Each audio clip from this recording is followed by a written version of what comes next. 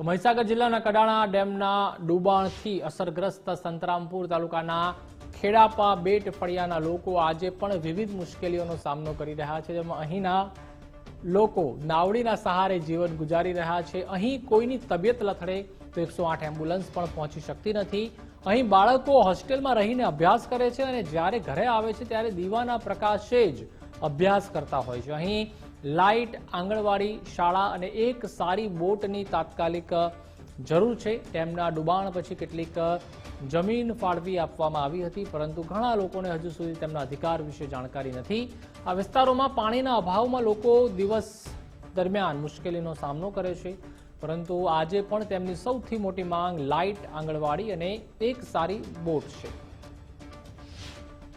અમારા અવર જવર માટે અમને એક નાની મોટી હોડીની સગવડ કરી આપે અને બીજી અહીંયા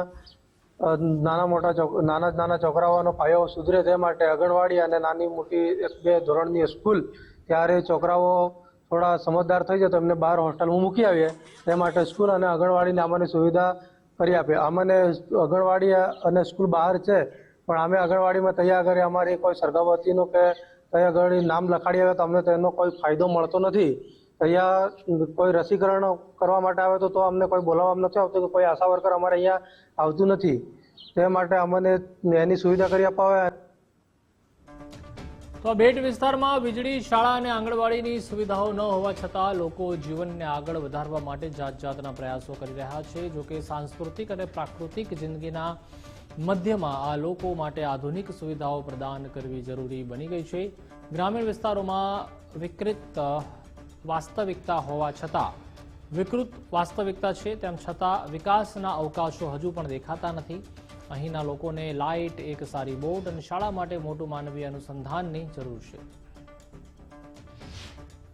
આવા તકલીફ ઈ પડે છે કે નાનીથી ભણવા ગઈ હોસ્ટેલમાં 2-3 વર્ષ તો ગયા નથી। સમસ્યા બધી નડે છે, નાવડું લઈને જવાનું, લાઇટ નથી, આંગણવાડી નથી, બધી સુવિધા નથી અમારી પાસે। આ તો બહુ તકલીફ પડે છે। સોરો બદલે કોઈક માણસ બીમાર થઈ જાય, આની સુવિધા નહીં મળે અમારી એક બી જરી। બાળકોને ભણવા માટે કે કોઈ બી પણ સુવિધા જ નહીં મળે ને આટલા વેસે અમારે લાઇટ છે ખરું? લાઇટ બેટ કોઈ જ નહીં મળે। ગુજરાત ફર્સ્ટ પહોંચ્યું છે ખેડાપા ગામના બેટ ફળિયામાં, જ્યાં જે લોકો છે લોકો સુધી ગુજરાત ફર્સ્ટ પહોંચ્યું છે ને તેમની સાથે જે સીધી વાત કરીશું કે કઈ રીતે, કઈ પરિસ્થિતિમાં એ લોકો જીવન નિર્વાહ કરી રહ્યા છે। કાકા, શું કહેશો, કઈ રીતે તમે આ પરિસ્થિતિમાં જીવન જીવો છો અને કેવી કેવી સુવિધાઓ છે તે બેટ ફળિયાની અંદર છે? અમારા સાહેબ આમ કહો કે અમે તો પોતે જ કમાઈને જીવીએ, બરાબર। હવે અમે પોતે કમાઈને કહો અમને કોઈ લાભ, કોઈ પરિસ્થિતિ અમારે હે નબળી હે તો અમને કોઈ લાભ તો કોઈ મળતો હે નથી। એક વાત કેટલા મકાનની વસ્તી છે બેટ ફળિયાની? લગભગ અમારે 60 મકાન વસ્તી છે અને કેટલા લોકો વસવાટ કરે છે? વસવાટ લગભગ 400 જેવું મને ખ્યાલ, અહીં અંદર 200 જેવા તો વોટિંગ છે। કઈ રીતે અવર જવર કરતા હોય? અમે સાહેબ પોતે બોટે બનાવી લીધી, નાવડે જઈએ ને આવજે એમ કરી। નાની બોટી હે, મોટી બોટ હે નથી અમારી પાસે। સરકાર સહાય તો અમને આપે તો ખરું, ને કે અમે તો વોટ નખવા જઈએ તો સાહેબ અમારી પોતે બોટ લઈને છીએ, બરાબર।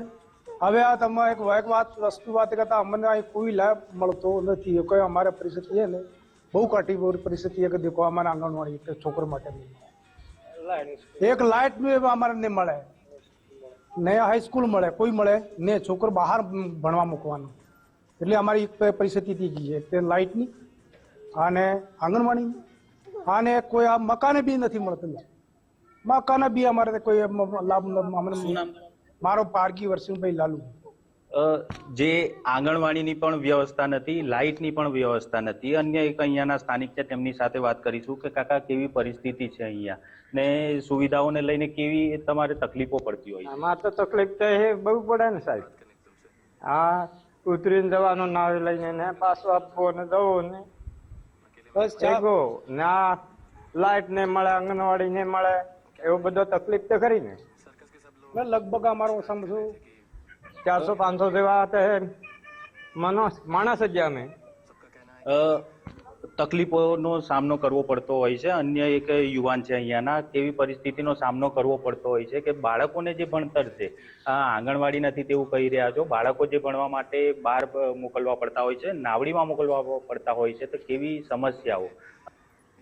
નેતાઓ બધા આવે અને ચૂંટણી ટાણે આવે ત્યારે વાયદા તો બહુ કરે છે, પણ કોઈ કામ કરતું નથી. અને અહીંયા છોકરાને બહાર નિશાળે જવા માટે મૂકવાનો અમુક અહીંયા બહારના એરિયામાં મૂકવા જઈએ તો ચોમાસાનો ટાઈમ હોય ત્યારે નદીને અવર જવર ચાલુ થઈ જાય ત્યારે નાવડી લઈને જવા આવવાનું બંધ થઈ જાય અને બહુ તકલીફ પડે. અને અહીંથી 2 થી 3 કિલોમીટર નાવડી ખેંચવી પડે એટલે કોઈ મૂકવા માટે નથી જતું. તો આપણે એટલી વિનંતી છે કે બાકી અહીંયા જે પ્રાથમિક સારવાર મળે લોકોને અને જે પ્રાથમિક સોરને શિક્ષણનો પાયો સુધરે તે માટે છોકરાઓને, નાના છોકરાઓ માટે આંગણવાડી કાં તો 1-2 ઓરડાની સ્કૂલની સુવિધા અને લાઇટની સુવિધા સરકાર કરી આપે એટલી સહાય માંગીએ છીએ, બીજું તો કશું નહીં. બાળકો માટે આંગણવાડી તથા પ્રાથમિક શાળાની માંગ કરી રહ્યા છે. ત્યારે અન્ય એક અહીંયાના બેન છે. બેન, જે જમવાનું તમે બનાવો છો, ચૂલા પર બનાવતા હોવ છો અહીંયા, તો શું લાઇટની સગવડ નથી? તો સાંજના ટાઈમે જે તમે જમવાનું બનાવો તો કેવી તકલીફ પડતી હોય છે? અમે સમની લઈને સમની હાથમાં બાળીને પછી રોટલી બનાવો, શાકભાજી બધું અમારે સમનીને જ ગળે બનાવવાનું. ને આ મને અંધારામાં રહેવાનું એટલે શું કરવાનું? અમારે લાઇટ નહીં મળે, અમારે નિહાળ નહીં મળે, કાંઈ કરતે કાંઈ નહીં. સોરો ભણવા મીનવા તો બહાર નવડામ કરીને મીનવાનું. એક વાયરામાં જવાય ને જવાય તેને મૂકા જવાય તો ગીરે રહી જાય ને આમ વાયરું નહીં હોય તો નવડું લઈને જવાનું. શું માંગ કરો છો? અમારે શું માંગ કરવા? મને લાઇટની સુવિધા જગ્યા અમારે ને આ બીજું આંગણવાડીની એ કે અમારે સુવિધા જગ્યા બીજું કશું અમારે નથી જીતતું. અમારે ઘેર પોતે બનાવીને રહેશે પણ લાઇટ આંગણવાડી નિહાળનું એટલું અમારે થઈ જતા સુરત સુધી ગાંધા બાળકા. આંગણવાડી, સ્કૂલ અને લાઇટની જો સુવિધા ગામ લોકો માંગણી કરી રહ્યા છે. જો આ સુવિધાઓ મળે તો બાળકોનું જે આગળનું જે ભાવિ છે તે ભાવિ સુધરે અને આંગણવાડીથી જે બાળકોનો પાયો છે તે મજબૂત થતો હોય છે. ત્યારે ગામજનો છે તે આંગણવાડીની માંગણી કરી રહ્યા છે.